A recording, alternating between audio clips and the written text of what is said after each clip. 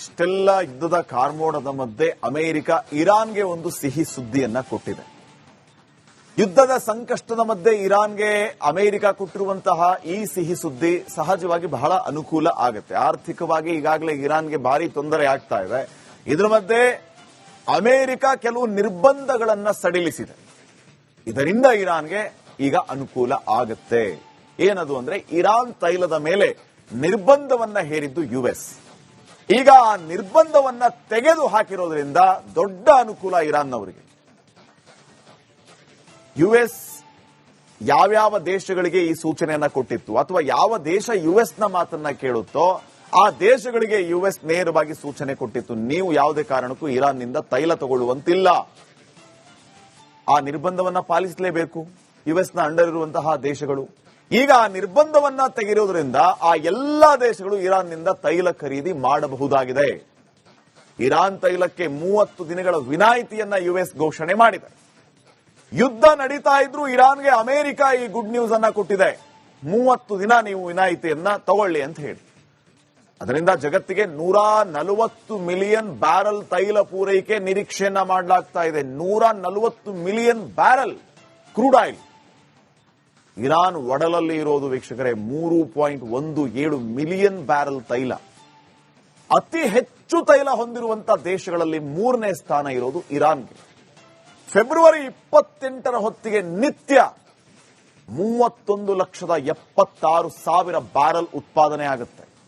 ತನ್ನ ಬಹುಪಾಲು ತೈಲವನ್ನ ಚೀನಾಗೆ ರಫ್ತು ಮಾಡ್ತಾ ಇರೋದು ಇರಾನ್.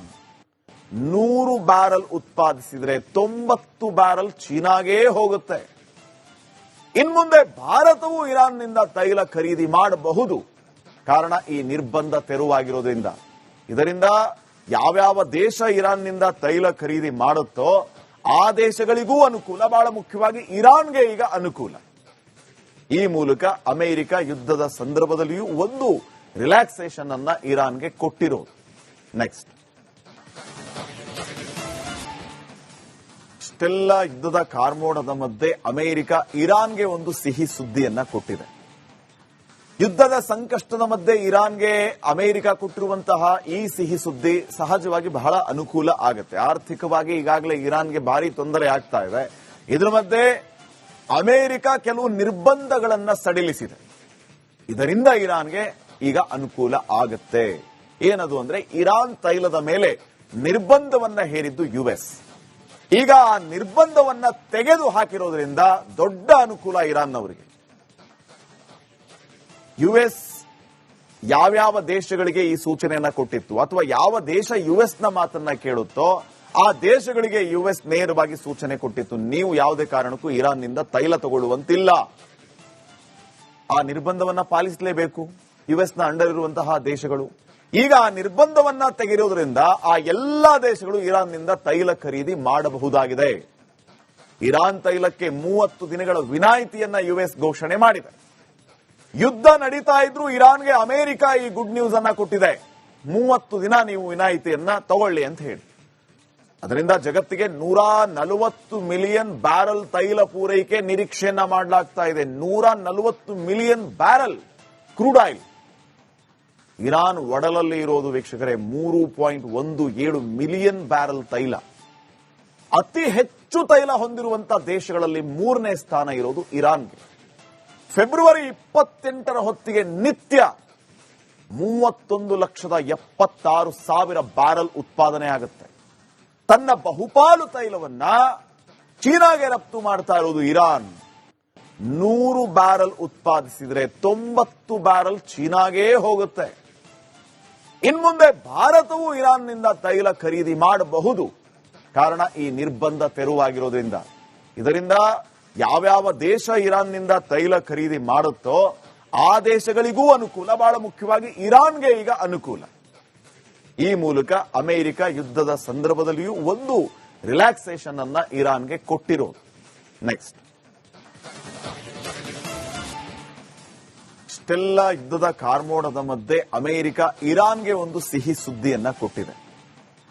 ಯುದ್ಧದ ಸಂಕಷ್ಟದ ಮಧ್ಯೆ ಇರಾನ್ಗೆ ಅಮೆರಿಕ ಕೊಟ್ಟಿರುವಂತಹ ಈ ಸಿಹಿ ಸುದ್ದಿ ಸಹಜವಾಗಿ ಬಹಳ ಅನುಕೂಲ ಆಗುತ್ತೆ. ಆರ್ಥಿಕವಾಗಿ ಈಗಾಗಲೇ ಇರಾನ್ಗೆ ಭಾರಿ ತೊಂದರೆ ಆಗ್ತಾ ಇದೆ.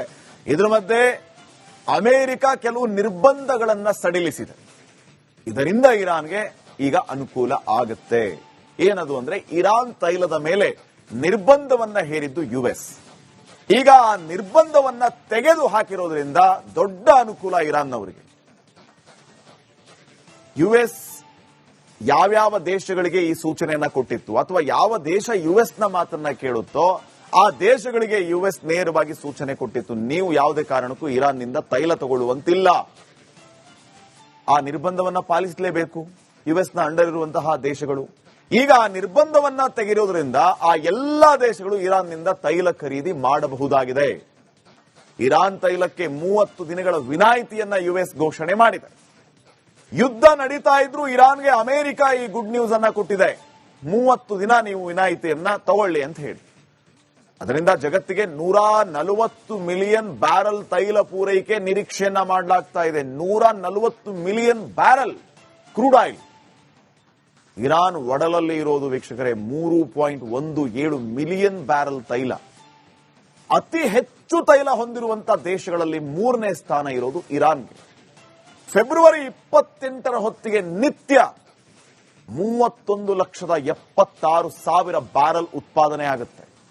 ತನ್ನ ಬಹುಪಾಲು ತೈಲವನ್ನ ಚೀನಾಗೆ ರಫ್ತು ಮಾಡ್ತಾ ಇರೋದು ಇರಾನ್.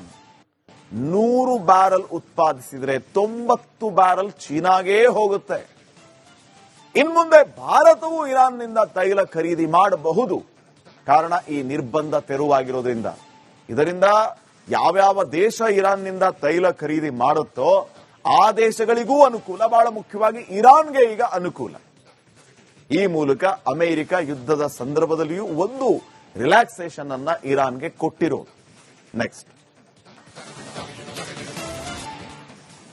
ಇಷ್ಟೆಲ್ಲ ಯುದ್ಧದ ಕಾರ್ಮೋಡದ ಮಧ್ಯೆ ಅಮೆರಿಕ ಇರಾನ್ಗೆ ಒಂದು ಸಿಹಿ ಸುದ್ದಿಯನ್ನ ಕೊಟ್ಟಿದೆ. ಯುದ್ಧದ ಸಂಕಷ್ಟದ ಮಧ್ಯೆ ಇರಾನ್ಗೆ ಅಮೆರಿಕ ಕೊಟ್ಟಿರುವಂತಹ ಈ ಸಿಹಿ ಸುದ್ದಿ ಸಹಜವಾಗಿ ಬಹಳ ಅನುಕೂಲ ಆಗುತ್ತೆ. ಆರ್ಥಿಕವಾಗಿ ಈಗಾಗಲೇ ಇರಾನ್ಗೆ ಭಾರಿ ತೊಂದರೆ ಆಗ್ತಾ ಇದೆ. ಇದರ ಮಧ್ಯೆ ಅಮೆರಿಕ ಕೆಲವು ನಿರ್ಬಂಧಗಳನ್ನ ಸಡಿಲಿಸಿದೆ. ಇದರಿಂದ ಇರಾನ್ಗೆ ಈಗ ಅನುಕೂಲ ಆಗುತ್ತೆ. ಏನದು ಅಂದ್ರೆ ಇರಾನ್ ತೈಲದ ಮೇಲೆ ನಿರ್ಬಂಧವನ್ನ ಹೇರಿದ್ದು ಯುಎಸ್. ಈಗ ಆ ನಿರ್ಬಂಧವನ್ನ ತೆಗೆದು ಹಾಕಿರೋದ್ರಿಂದ ದೊಡ್ಡ ಅನುಕೂಲ ಇರಾನ್ನವರಿಗೆ. ಯುಎಸ್ ಯಾವ್ಯಾವ ದೇಶಗಳಿಗೆ ಈ ಸೂಚನೆಯನ್ನ ಕೊಟ್ಟಿತ್ತು ಅಥವಾ ಯಾವ ದೇಶ ಯುಎಸ್ ನ ಮಾತನ್ನ ಕೇಳುತ್ತೋ ಆ ದೇಶಗಳಿಗೆ ಯುಎಸ್ ನೇರವಾಗಿ ಸೂಚನೆ ಕೊಟ್ಟಿತ್ತು, ನೀವು ಯಾವುದೇ ಕಾರಣಕ್ಕೂ ಇರಾನ್ನಿಂದ ತೈಲ ತಗೊಳ್ಳುವಂತಿಲ್ಲ. ಆ ನಿರ್ಬಂಧವನ್ನ ಪಾಲಿಸಲೇಬೇಕು ಯುಎಸ್ನ ಅಂಡರ್ ಇರುವಂತಹ ದೇಶಗಳು. ಈಗ ಆ ನಿರ್ಬಂಧವನ್ನ ತೆಗೆಯೋದ್ರಿಂದ ಆ ಎಲ್ಲಾ ದೇಶಗಳು ಇರಾನ್ನಿಂದ ತೈಲ ಖರೀದಿ ಮಾಡಬಹುದಾಗಿದೆ.